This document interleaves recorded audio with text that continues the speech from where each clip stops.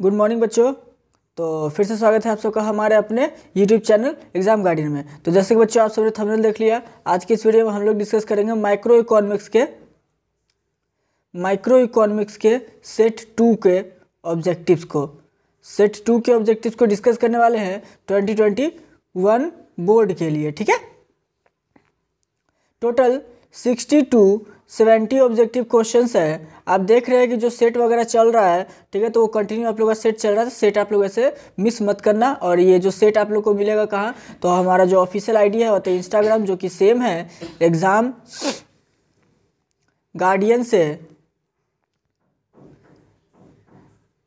यही इंस्टाग्राम भी है और यही टेलीग्राम भी आपका आईडी है। आप दोनों जगह हमें फॉलो कर सकते हैं, इंस्टा पर भी और ये टेलीग्राम पर भी यही सेम चीज़ है। ठीक है, और अगर व्हाट्सअप से आपको चाहिए होगा तो हमारे अबाउट सेक्शन में जाकर के, यूट्यूब के अबाउट सेक्शन में आप जाकर के हमारा व्हाट्सअप नंबर वहाँ से आप ले लेना, उस पर हमें मैसेज कर देना, तो आपको ये पीडीएफ सेंड कर दी जाएगी। ठीक है बच्चा लोग, वीडियो को पूरा देखना ताकि आप लोग का वीडियो ऐसे समझ में और याद हो जाए, ताकि आप लोग का बाद में दिक्कत ना हो वीडियो से रिलेटेड। ठीक है, टोटल अगर अभी देखा जाए तो जितने भी इंडिया के जितने भी बोर्ड हैं, ओनली मतलब स्टेट बोर्ड जितने भी अगर आपको है, जैसे यूपी बोर्ड हो गया, झारखंड बोर्ड हो गया, जितना भी हो गया, जितने भी वो सब बोर्ड हैं, उन सब ने है से ये कह दिया है कि एग्ज़ाम फरवरी तक तो भाई नहीं होगा, मार्च में भी नहीं होगा, अप्रैल के बाद सोचेंगे। लेकिन ये बिहार बोर्ड वाला शायद पगला गया है, सठिया गया है, जो अभी तक कुछ भी अनाउंस नहीं किया है। ठीक है, तो देखो कब से एग्ज़ाम होगा नहीं होगा, पर हाँ तैयारी तो करना है, अपना तैयारी में लगे रहिए। ऐसा नहीं कि एग्ज़ाम नहीं होगा, एग्ज़ाम तो होगा, तो अपना तैयारी में लगे रहना। चलिए फिर वीडियो को स्टार्ट करते हैं। टोटल 70 क्वेश्चन हम लोग देखेंगे ऑब्जेक्टिव टाइप, और ताकि आपके एग्ज़ाम में आसानी हो। ये सेट नंबर 2 है, सेट 3 भी आप लोग को जल्दी मिल जाएगा। पहला क्वेश्चन आप अपने स्क्रीन पर देख सकते हैं। चलिए देख सकते हैं, आपका जो माइक्रो इकोनॉमिक्स है उसका जो चैप्टर 2 और सेट 2 है वो है आपका कंज्यूमर्स इक्विलिब्रियम। ठीक है, चलिए पहला क्वेश्चन देखते हैं। As long marginal utility is positive, total utility, अगर लॉन्ग जो मार्जिनल यूटिलिटी है वो पॉजिटिव आ जाए तो बताइए कि टोटल यूटिलिटी आपसे पूछ रहा है क्या होगा। तो टोटल यूटिलिटी बढ़ जाता है, इंक्रीज करता है, तो 1 का हो जाएगा बी। चलिए क्वेश्चन में आते हैं 2 की तरफ। 2 कहता है बच्चा लोग, which of the following can be refer to as a point study. Point study किसको ऐसे बोला जाता है?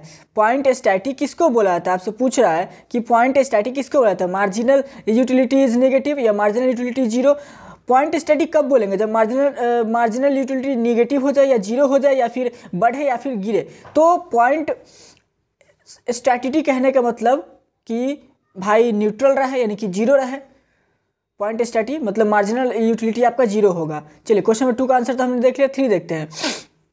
3 कहता है indifference curves are convex to the original because of. देखिए जो इंडिफरेंस कर्व्स होता है वो होता है कन्वेक्स ओरिजिनल के मुताबिक में। तो बताइए ऐसा क्यों होता है? तो ऐसा इसलिए होता है कि डिमिनाइजिंग एमआरएस होता है। ठीक है, याद रखिएगा, यानी कि 3 का हो जाएगा बी। चलिए क्वेश्चन में आते हैं हम लोग अब 4 की तरफ। 4 कहता है the necessary condition under utility approach to attain consumers equilibrium in case of 2 commodities. अगर 2 कमोडिटी के केस में अगर बात की जाए तो उसका कौन सा ऐसे आपका यूटिलिटी आपको ऑब्टेन होगा? तो आपका होता है, आप जो कि ऑप्शन नंबर ए देख सकते हैं, MUX/PUX इक्वल टू MUY/PY। ठीक है, चलिए क्वेश्चन आते हैं 5 की तरफ। 5 क्या कहता है, देख सकते हैं 5 पूछा हुआ है, बिहार बोर्ड 2016 में पूछे हुआ है। बिहार बोर्ड के एग्जाम 2016 में ये पूछे हुआ है। चलिए विच of the following is characteristics of utility. Utility का कैरेक्टरिस्टिक्स बताइए। यूटिलिटी का आपका बच्चा होता है, यूटिलिटी आपको साइकोलॉजिकल फेनोमेना होता है, सब्जेक्टिव होता है, रिलेटिव कॉन्सेप्ट भी, यानी कि सारे के सारे जितना भी इसमें दिया हुआ है सारा का सारा ये यूटिलिटी का आपका ऑब्जेक्टिव दिया हुआ है। तो आप इसमें ऑल ऑफ द अबव लगा सकते हैं। ठीक है, चलिए आते हैं क्वेश्चन नंबर 6 की तरफ। 6 कहता है who gave the cardinal concept of utility. Utility का कार्डिनल कंसेप्ट किसने दिया था? देखो ये 2011 में पूछा हुआ है बिहार बोर्ड में। तो कार्डिनल कॉन्सेप्ट यूटिलिटी का किसने दिया था? मार्शल ने, पिगो ने, हिक्स ने या फिर सैमुअल्स ने? तो बच्चा कॉन्सेप्ट ऑफ कार्डिनल दिया था मार्शल ने दिया था। ठीक है, चलिए क्वेश्चन में आते हैं हम लोग अब 7 की तरफ। Consumers behaviour is studied in. आपका जो कंज्यूमर का बिहेवियर होता है वो किस चीज़ में पढ़ा जाता है? माइक्रो इकोनॉमिक्स या इकोनॉमी इनकम थ्योरी या फिर नन ऑफ दिस। तो ये जो पढ़ा जाता है कंज्यूमर्स बिहेवियर वो बच्चे आप लोग पढ़ सकते हैं माइक्रो इकोनॉमिक्स में। कंज्यूमर का बिहेवियर भी आप देख रहे हैं, चैप्टर 2 भी पढ़ रहे हैं, कंज्यूमर्स इक्विलिब्रियम। चलिए क्वेश्चन आते हैं 8 की तरफ। 8 कहता है which is the first law of Gossen. Gossen का पहला लॉ क्या था? तो गोसन का पहला लॉ पता था, डिमिनिशिंग मार्जिनल यूटिलिटी। आपको पता होगा कि जो गोसन ने पहला लॉ दिया था वो था डिमिनिशिंग मार्जिनल यूटिलिटी, ठीक है। तो क्वेश्चन 8 का हो जाएगा बी आंसर। चलिए क्वेश्चन आते हैं 9 की तरफ। 9 कहता है बच्चा according to the law of diminishing marginal utility satisfaction, जो डिमिनिशिंग मार्जिनल यूटिलिटी होता है, satisfaction obtain from consumers of each in successive unit. ये क्या होता है? सक्सेसिव यूनिट क्या निकलता है आपका डिमिनिशिंग मार्जिनल यूनिट के थ्रू? तो इंक्रीजिंग होता है, इंक्रीज होता है, डिक्रीज होता है, रिमेन्स सेम, या फिर आइदर इंक्रीज और डिक्रीजेज। तो ये डिक्रीज करता है। अगर law of diminishing marginal utility के अनुसार देखा जाए तो ये डिक्रीज करता है। तो 9 का सही आंसर हो जाएगा बी। चलिए क्वेश्चन में आते हैं हम लोग बच्चा लोग 10 की तरफ। 10 आप देख सकते हैं अपने स्क्रीन पर। इनडिफरेंस मैप रेफर्स टू, जो इनडिफरेंस मैप होता है वो किस चीज़ को ऐसे दर्शाता है? Highest indifference curve, lowest indifference curve, family of indifference curves, या फिर नन ऑफ दिस। तो जो इनडिफरेंस मैप होता है वो आपका फैमिली इनडिफरेंस कर्व्स को दिखाता है। चलिए क्वेश्चन आते हैं हम लोग अब 11 की तरफ। कहता है an indifference schedule represents various bundles that give level of satisfaction. Blank है, उसमें क्या भराएगा? जो आपका क्या देता है? तो जो आपका इंडिफरेंस शेड्यूल होता है वो रिप्रेजेंट करता है बंडल्स जो कि इक्वल लेवल ऑफ सेटिस्फैक्शन को ऐसे दर्शाता है। तो 11 का हो जाएगा बच्चा लोग बी। चलिए क्वेश्चन में आते हैं हम लोग अब 12 की तरफ। 12 आप देख सकते हैं if a consumer has monotonic preference, अगर एक कंज्यूमर है उसका मोनोटोनिक प्रेफरेंस है तो which bundle would be prepared by him. तो कौन सा इसमें से वो बंडल बनाएगा? 12-8 का, या फिर 12-12 का, या 10-10 का, या फिर 8-12 का। अगर मोनोटोनिक बोला जाए, सॉरी बच्चा, मोनोटोनिक बोला जाए तो याद रखना 12-12 का बनेगा, ठीक है, 12-12 का। चलिए क्वेश्चन में आते हैं हम लोग 13 की तरफ। 12 का तो हम लोग देख लिया, 12 का हो जाएगा बी। 13 की तरफ आते हैं तो 13 कहता है क्या? The equal of budget line is. Budget line का इक्वल क्या होता है? तो अब पता है, आप पढ़े होंगे, अगर टीचर लोगों ने पढ़ाया होगा तो P1x1 plus P2x2 equals to m होता है। ये बजट लाइन का इक्वल, बजट लाइन का ये इक्वेशन आता है। चलिए क्वेश्चन में आते हैं हम लोग अब 14 की तरफ। कहता है if MRS increasing through out the indifference curve will be. अगर MRS हमेशा बढ़ते रहे तो बताइए कि इनडिफरेंस कर्व क्या होगा? इनडिफरेंस कर्व कैसा बनेगा? डाउनलोड स्लोपिंग होगा, या फिर आपका डाउनलोड स्लोपिंग कनकेव होगा, या फिर कन्वेक्स होगा, या फिर डाउनलोड स्लोपिंग स्ट्रेट लाइन होगा, या फिर अपवर्ड स्लोपिंग कन्वेक्स होगा। तो बच्चा अगर MRS हमेशा बढ़ता रहेगा तो वो बन जाएगा आपका जो इंडिफरेंस कर्व बनेगा वो याद रखना डाउनवर्ड स्लोपिंग कनकेव बनेगा, डाउनवर्ड स्लोपिंग कनकेव बनेगा, यानी कि 14 का बी हो जाएगा। चलिए क्वेश्चन में आते हैं 15 की तरफ। 15 कहता है बच्चा consumer equilibrium through indifference curve analysis based on. जो कंज्यूमर का इक्विलिब्रियम होता है, इक्विलिब्रियम जो आप इंडिफरेंस कर्व होता है वो किस चीज़ पर, किस बेस पर आप ऐसे उसको ऐसे एनालिसिस कर सकते हो, उसको ऐसे संरक्षण कर सकते हैं? तो कार्डिनल यूटिलिटी पर, मार्जिनल यूटिलिटी पर, ऑर्डिनल यूटिलिटी पर, या फिर नन ऑफ दीज। तो अगर कंज्यूमर का इक्विलिब्रियम को आपको अगर इंडिफरेंस कर्व को ऐसे एनालाइज करना है तो आप उसको ऑर्डिनल यूटिलिटी पर ऐसे एनालाइज कर सकते हैं, ऑर्डिनल यूटिलिटी पर, यानी कि 15 का हो जाएगा बच्चा सी। चलिए क्वेश्चन में आते हैं हम लोग अब 16 के तरफ। तो 16 क्या कहता है, ध्यान से देखिएगा। विच of the following is true. इसमें से कौन सा ट्रू है? आपका 4 ऑप्शन देख रहा है तो सारा का सारा इसमें ट्रू ही है। TU increase till MU is positive, सारा का सारा इसमें आपका ट्रू होता है। तो ऑल ऑफ द अबव आप लिख सकते हैं, याद रखिएगा। चलिए क्वेश्चन नंबर आप देख सकते हैं 17 नंबर जो है, जो कि 2011-2012 बिहार बोर्ड में पूछे हुआ है, ठीक है। How we calculate marginal utility. हम लोग मार्जिनल यूटिलिटी कैसे कैलकुलेट करते हैं? तो मार्जिनल यूटिलिटी का फॉर्मूला होता है delta TU by delta Q, ठीक है, याद रखिएगा।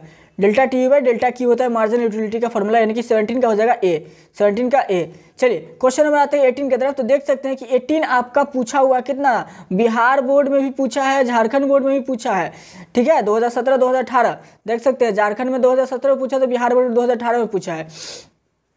तो पूछ रहा है कि जब अगर TU मैक्सिमम हो जाए तो बताइए कि MU क्या हो जाता है।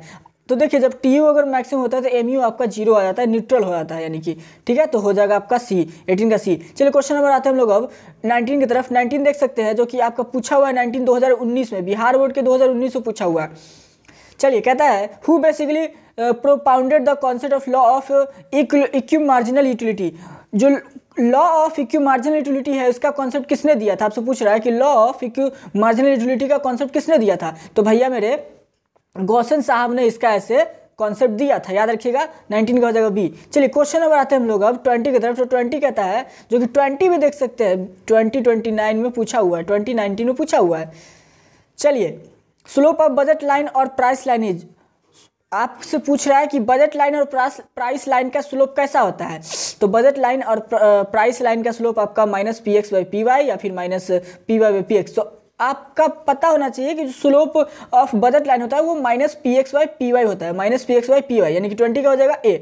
चलिए क्वेश्चन नंबर आते हैं हम लोग अब 21 की तरफ। तो 21 कहता है रे बउआ मेरे, आप देख सकते हैं आप मेरे स्क्रीन पर, which of this is the condition for consumers equilibrium bye indifference curves analysis. इसमें से कौन सा ऐसा 4 कंडीशन है जो कंज्यूमर्स इक्विलिब्रियम आपको दिखा रहा है इन डिफरेंस कर्व एनालिसिस से। तो mu x equal to P X या फिर mu x by P X equal to mu y। तो आप देख सकते हैं बच्चा, जो आपके पास 4 ऑप्शन है उसमें से आपका MRS x equal to P X Y है, तो C हो जाएगा, 21 का C हो जाएगा, 21 का C। चलिए क्वेश्चन आते हैं 22 की तरफ। 22 कहता है if mu x upon P X greater than mu y upon P Y then to the reach the equilibrium position consumer should be. तो अगर इक्विलिब्रियम पोजीशन पे पहुंचना है कंज्यूमर को तो क्या करना पड़ेगा, उसके लिए क्या होगा? तो स्टॉप बाइंग एनी कमोडिटी या फिर both the commodities in equal quantity, by more X and less Y. तो देखो यहाँ पर जब ये एक्स आपका दिख रहा है बड़ा है और आपको कमोडिटी बड़ा वाई चाहिए, तो जाहिर सी बात है कि एक्स आपको ऐसे क्या करना पड़ेगा, ज़्यादा करना पड़ेगा, तब ना आपको वाई बड़ा होगा। तो इसलिए देखो लिखा हुआ है by more X than Y. ठीक है, चलिए क्वेश्चन में आते हैं 23 की तरफ। 23 कहता है if the consumption of an additional unit of commodity, आपसे पूछ रहा है कि अगर एडिशनल यूनिट ऑफ कमोडिटी का कंजप्शन आपसे क्या हो जाए, काउज नो चेंज, कोई चेंज नहीं होता है टीयू में, तो बताइए कि रिजल्टेंट में क्या होगा एमयू के साथ, जीरो होगा, पॉजिटिव होगा। तो याद रखना जब भी टीयू एमयू की बात होगा तो हमेशा न्यूट्रल का ही आएगा, यानी कि जीरो रहेगा। 23 का हो जाएगा जीरो। चलिए क्वेश्चन में आते हैं 24 की तरफ। कहता है the utility is blank at the point of स्टैटिटी।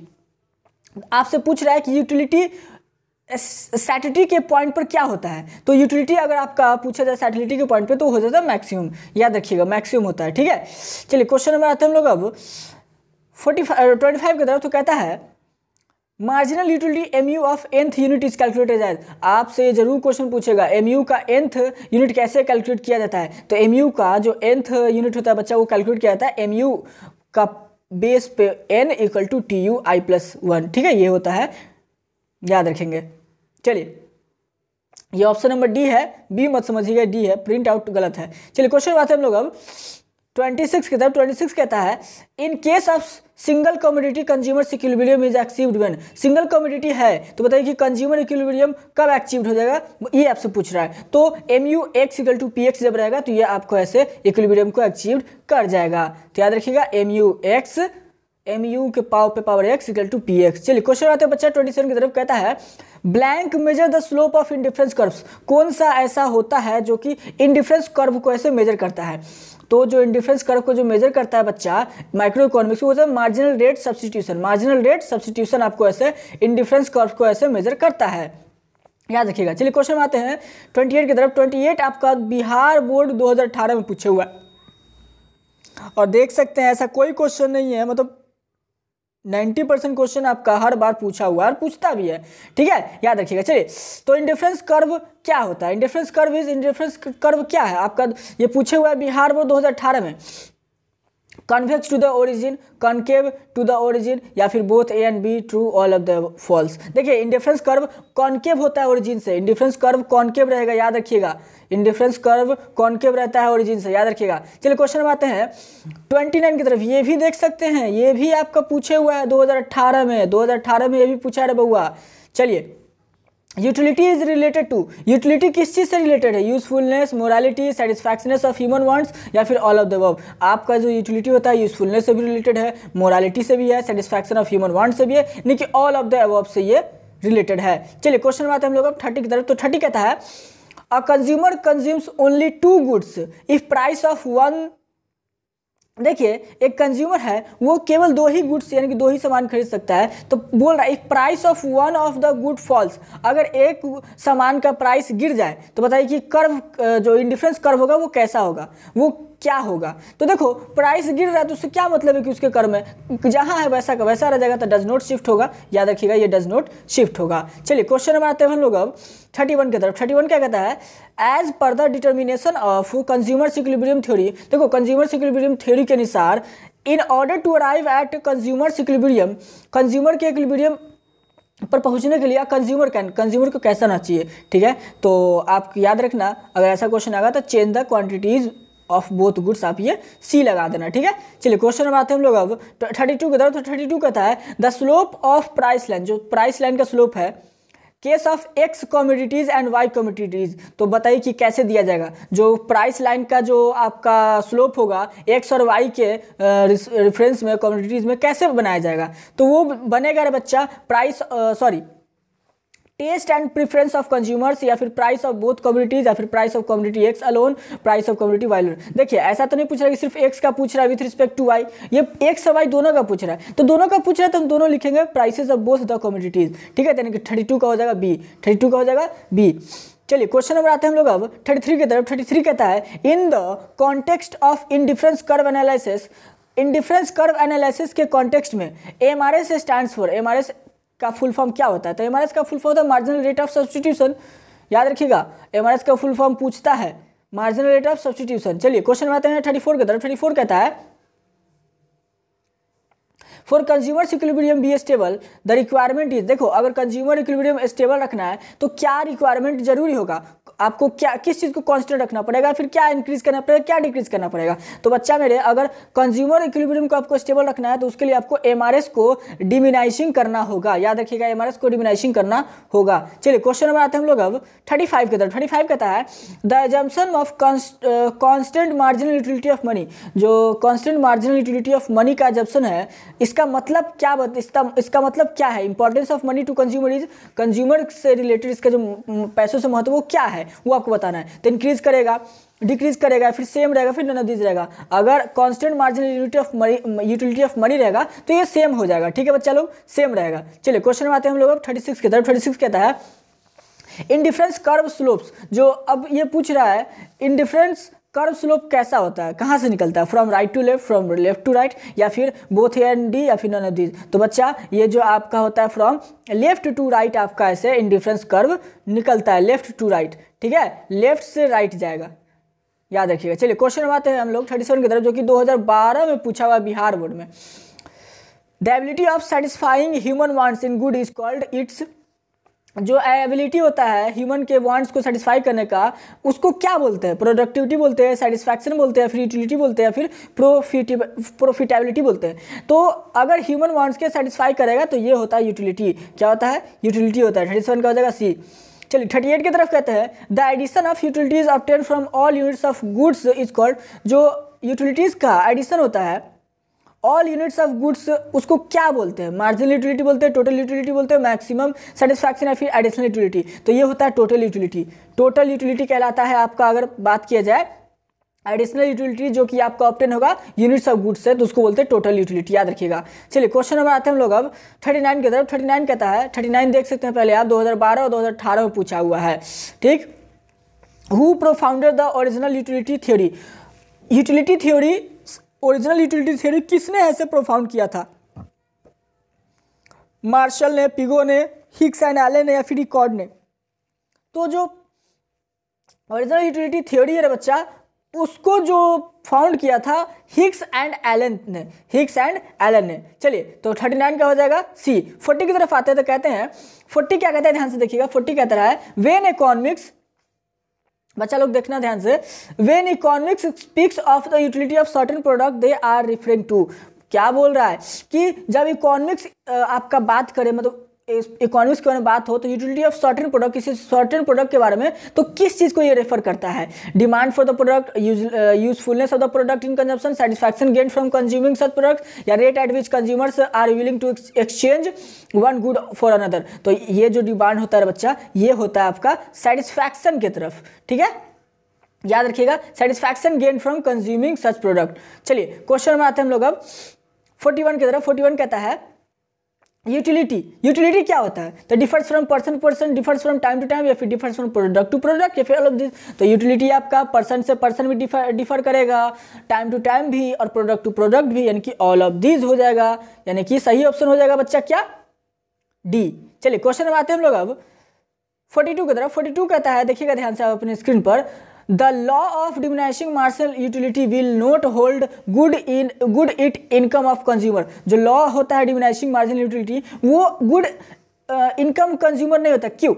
Increase, decrease या फिर रिमेन्स कांस्टेंट, आइदर ए और बी। तो ये होता है बच्चा, या तो आप ए बोल दो या फिर बी बोल दो। या तो ए अगर ये इंक्रीज करे तो भी ये आपका यूटिलिटी ऐसे होल्ड नहीं करेगा, या डिक्रीज करे तो भी ये होल्ड नहीं कर सकता है। तो आप ए लिख दीजिए या बी लिख दीजिए, दोनों सही है। चलिए क्वेश्चन में आते हैं हम लोग अब 43 की तरफ। उससे पहले मैं आपको बता दूं कि हमने 80% अभी जो है 80% हमने ऑब्जेक्टिव कवर अप कर लिया है, ठीक है। 20 to 25 ऑब्जेक्टिव्स और हम लोग के बचे हुए हैं इस वीडियो में। चलिए कहता है, और 23 देख सकते हैं, पूछा हुआ है बिहार बोर्ड 2015 में। बिहार बोर्ड 2015 में क्वेश्चन कह रहा है when marginal utility is negative, जब मार्जिनल यूटिलिटी निगेटिव हो जाए तो बताइए कि टोटल यूटिलिटी क्या होगा। जब आपका मार्जिनल निगेटिव होता है तो टोटल क्या होगा? तो टोटल आपका घटना शुरू हो जाएगा, जितना रहेगा वो सब घटने लग जाता है, स्टार्ट्स डिक्रीजिंग। 43 का हो जाएगा बी। चलिए क्वेश्चन आता है 44 की तरफ। 44 कहता है according to the law of equi marginal utility, equi marginal utility के लॉ के अनुसार the condition for consumers equilibrium. तो आपका बताना है कि क्या होता है कंडीशन आपका कंज्यूमर्स इक्विलिब्रियम का। तो आप उससे पहले देख सकते हैं कि 2015 और 2000, आप देख सकते हैं 2015 और 2000 कितना पूछा बच्चा? 2015 में ये पूछे हुआ है, ठीक है, 2015 में पूछे हुआ है। तो चलिए पूछ रहा है क्या, according to the law of marginal equi marginal utility के लॉ के अनुसार जो कंडीशन होता है कंज्यूमर्स इक्विलिब्रियम का, वो कैसा होता है? तो वो कैसा होता है देख सकते हैं, 4 ऑप्शन है, MU पावर पर A upon PA, MU power पर B अपॉन PB। तो ऐसे आप 4 ऑप्शन देख सकते हैं, तो आप कोई भी लिख सकते हैं, तो ए लिख सकते हैं या तो आप बी लिख सकते हैं या फिर सी, बोथ ए एंड बी, ठीक है। दोनों तीनों आप जैसा आपको ऑप्शन लगे वो आप लिख देना। अगर ऐसा तीनों रहेगा तो आप ये लिख देंगे, और केवल सिर्फ ये रहे और बाकी ये सब ना रहे तो आप केवल ये लिखेंगे, और अगर केवल आपका सिर्फ ये रहे और ये सब ना रहे तो आप सिर्फ ये लिखेंगे, ठीक है। चलिए क्वेश्चन में आते हैं हम लोग अब 45 की तरफ। 45 कहता है अकॉर्डिंग टू द मार्शल के अनुसार, मार्शल साहब के अनुसार यूटिलिटी कमोडिटी क्या है? यूटिलिटी ऑफ कमोडिटी देख सकते हैं 2015 में पूछे हुआ है। मार्शल साहब के अनुसार यूटिलिटी कमोडिटी कैसा है? तो can be measured by money, can not be measured by money, can be measured in cardinal numbers, या फिर बोथ ए एंड सी। तो देखो आपका मनी में भी ये मेजर कर सकते हैं और कार्डिनल नंबर्स में भी, तो बोथ ए एंड सी हो जाएगा, ठीक है, यानी कि डी ऑप्शन हो जाएगा। चलिए क्वेश्चन में आते हैं अब हम लोग 46 की तरफ। 46 कहता है after reaching the point of satiety, अब पॉइंट पे सैटिटी पॉइंट पे पहुंच जा रहे हैं, तो पूछ रहा है आपसे कि consumption of additional units of the commodity cause, जो कंजप्शन ऑफ एडिशनल यूनिट होता है वो कमोडिटी का क्या काउज करता है? TU falls and MU increases, या फिर आपका both TU and MU increases, TU falls and MU falls and becomes negative. तो ये TU भी गिरेगा और MU भी गिरेगा और बन जाएगा दोनों के दोनों निगेटिव, याद रखिएगा। चलिए क्वेश्चन में आते हैं हम लोग 47 की तरफ।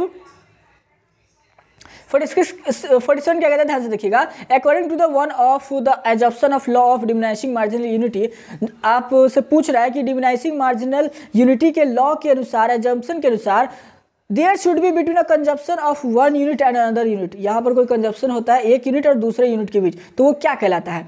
तो उसको कहते हैं हम लोग नो टाइम गैप, उसको बोलते हैं नो टाइम गैप, याद रखिएगा। अगर एक यूनिट से दूसरे यूनिट का बात की जाए तो ये नो टाइम गैप होता है। चलिए क्वेश्चन में आते हैं 48 की तरफ। 48 कहता है the propounder of law of diminishing marginal unities, देख सकते हैं 2012 और 2019 में पूछे हुए हैं मार्जिनल।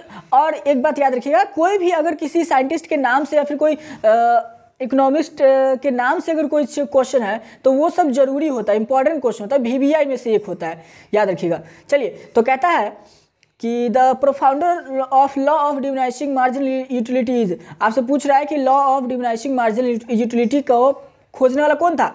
2012 और 2019 में पूछा है, तो ये थे बच्चा गॉसन साहब ने इन्होंने ढूंढा था, याद रखिएगा। चलिए क्वेश्चन आते हैं 49 की तरफ। 49 कहता है consumer equilibrium takes at point where, consumer equilibrium का जो पॉइंट होता है वो कहाँ से लिया जाता है? देख सकते हैं 2012 में ये पूछे हुआ है, 2012 में ये पूछा है, ठीक।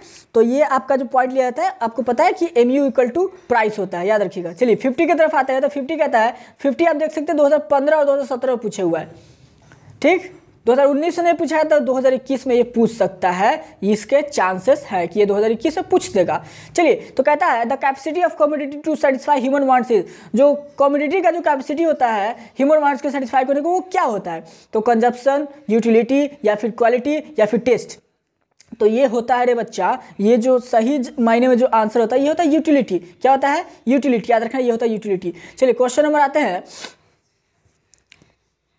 51 की तरफ। For the maximum satisfaction of consumer, जो आपका मैक्सिमम सेटिस्फैक्शन होता है कंज्यूमर का, वो क्या होता है? जो आप देख सकते हो जो 2015 में पूछा है 51 भी तो आपसे पूछ रहा है। तो जो आपका मैक्सिमम सेटिस्फैक्शन ऑफ कंज्यूमर है वो आपका आएगा marginal utility of a good should be equal to its price.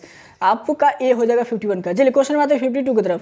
52 कहता है the bundles that the consumer can purchase by spending his entire money income.